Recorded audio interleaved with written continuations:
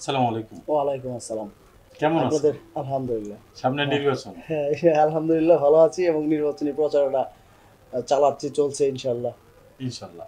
আপনি নির্বাচিত হলে মূলত আপনার যে আপনি যে পদে দাঁড়িয়েছেন ক্রীড়া ও সাংস্কৃতিক সম্পাদক, এই ক্রীড়া এবং সাংস্কৃতিক সম্পাদক হিসেবে আপনার যে দায়িত্ব সেটা আপনি কিভাবে ওভারকাম করবেন? প্রিয় সাংস্কৃতিক সম্পাদক হিসাবে আমি পদপ্রার্থী। আমি যদি জয়ী হই, আমার প্যানেল যদি জয়ী হয়, তাহলে আমি বাৎসরিক ক্রীড়া প্রোগ্রামের জন্য, বিভিন্ন ক্রীড়া প্রোগ্রামের জন্য আমি আমার কমিটিকে প্রস্তাব করব এবং আহ, বিভিন্ন প্রোগ্রাম আমি বের করে নিয়ে আসব। আর বাৎসরিক পিকনিক একটা প্রতি বছর হয়। বিগত ২ বছর হচ্ছে না, বিভিন্ন কারণে, বিভিন্ন প্রতিবন্ধকতার কারণে আমাদের অ্যাসোসিয়েশনের। তো সেটা আমরা কনফার্মলি করবো ইনশাল্লাহ। আমরা বলি যে কোনো অ্যাসোসিয়েশন মানেই একটা পরিবার। জি। আপনার যে উদ্যোগ, ক্রীড়া এবং সাংস্কৃতিক যে উদ্যোগটা আপনি বললেন, যে ক্রীড়া কিছু প্রোগ্রাম অ্যারেঞ্জ করবেন, একটা পিকনিক করবেন যেখানে ফ্যামিলিগতভাবে গেট টুগেদার হবে, নিজের মনে আছে কিনা? জি, ইনশাল্লাহ এরকম প্ল্যান আছে আমাদের। আমরা এই পিকনিকটা করব এমন একটা জায়গায় করব যেটা বিগত দিনে হয় নাই। বাংলাদেশের সবচেয়ে ভালো জায়গা যেগুলা, সেগুলোতে আমরা চুজ করে একটা পিকনিক আমরা করার চেষ্টা করব। আপনি নির্বাচিত হলে আপনার প্রথম কাজ কি থাকবে? আমি নির্বাচিত হলে আমার প্রথম কাজ আমার অ্যাসোসিয়েশনের সাথে আমাদের যে ব্যবসা বান্ধব যে বিলবোর্ডের যে ব্যবসাটা, বিলবোর্ডের যে অনুমোদন বিভিন্ন কর্পোরেশন থেকে অনুমোদন, অস্থায়ী অনুমোদন পাই, এই স্থায়ী অনুমোদন কীভাবে আনা যায় সেই বিষয়ে আমি আমার কমিটির সাথে আমার কথা বলবো এবং এটা নিয়ে আমি কাজ করতে চাই। বিলবোর্ড ব্যবসায় মূলত আপনি কোন ধরনের সমস্যাগুলো প্রধান সমস্যা মনে করছেন? বিলবোর্ড ব্যবসায় আমি প্রধান সমস্যা মনে করি আমাদের টেম্পোরারি অনুমোদন, যেটা কর্পোরেশন দেয় আমাদেরকে, যে অস্থায়ী অনুমোদন যে কোনো সময় কর্পোরেশন এটা কেটে নিতে পারে, বন্ধ করে দিতে পারে। সেটাই আমি সবচেয়ে বড় প্রতিবন্ধকতা মনে করি। আপনার পরিষদ মিজান ইকবাল পরিষদ। মিজান ইকবাল পরিষদ কেন অন্য পরিষদের চেয়ে বা অন্য প্যানেলের চেয়ে ব্যতিক্রম?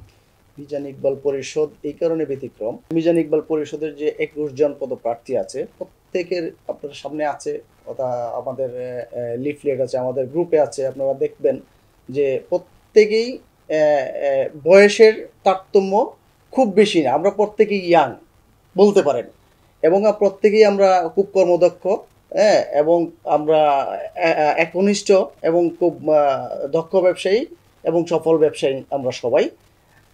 যার কারণে আমরা এই ঐক্যবদ্ধভাবে কাজ করতে সক্ষম হব, খুব ভালোভাবে কাজ করতে সক্ষম হব।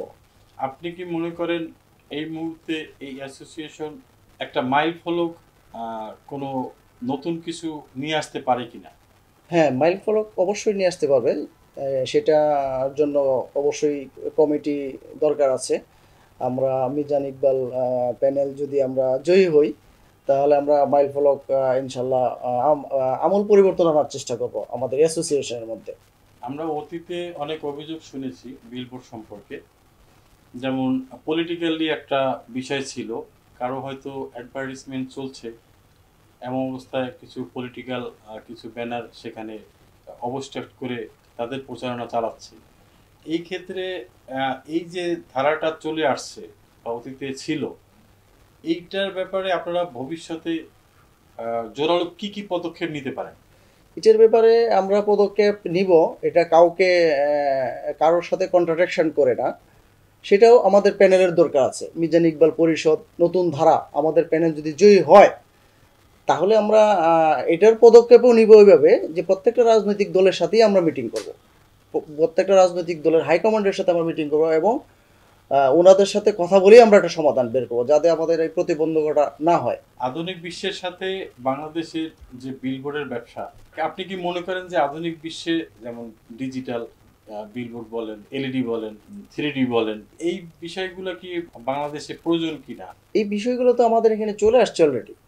আপনারা দেখবেন যে এখন রাস্তায় বিভিন্ন মোড়ে, এই মুহূর্তে আপনারা সোনারগাঁ মোড়ে গেলে পাবেন যে আমাদের টিভি চলতেছে। গুলশানে সব জায়গায়, সব প্রত্যেকটা মোড়ে, গুলশানে ১ ২ প্রত্যেকটা মোড়ে টিভি পাবেন, বনানীতে পাবেন, ঢাকা শহরে ম্যাক্সিমাম জায়গায় এখন আমাদের এলইডি টিভি চলছে। সেটা তো ডিজিটালাইজেশন হয়েই গেছে।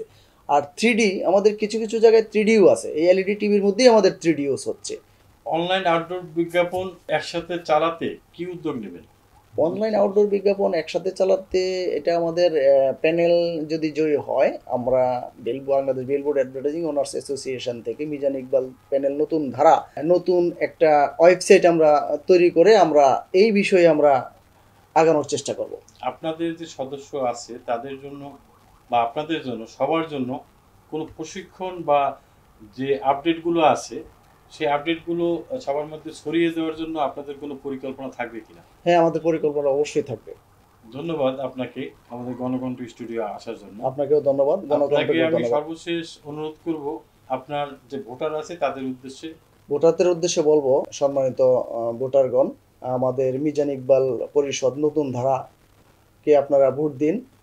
হ্যাঁ, আমাদের প্যানেল এবং আমাদের অপোজিট প্যানেল, তাদেরকে কম্পেয়ার করে আমাদেরকে জয়যুক্ত করেন। আমরা যে যে প্রতিশ্রুতিগুলো দিয়েছি আমরা সবগুলো পালন করার চেষ্টা করবো ইনশাল্লাহ। ইনশাল্লাহ আমরাও আশায় থাকলাম দর্শক মণ্ডলী সবগুলো প্রতিশ্রুতি যেন পালন করা হয়। বিলবোর্ড অ্যাডভার্টাইজিং ওনার্স অ্যাসোসিয়েশন এই ব্যবসাটাকে একটি শিল্পতে যেন নিয়ে যেতে পারে সেই আশা এবং প্রত্যয় ব্যক্ত রেখে গণকণ্ঠের পক্ষ থেকে আপনাদের সকলকে আল্লাহ হাফেজ। আপনারা দেখছেন দৈনিক গণকণ্ঠ, সবার কথা বলে।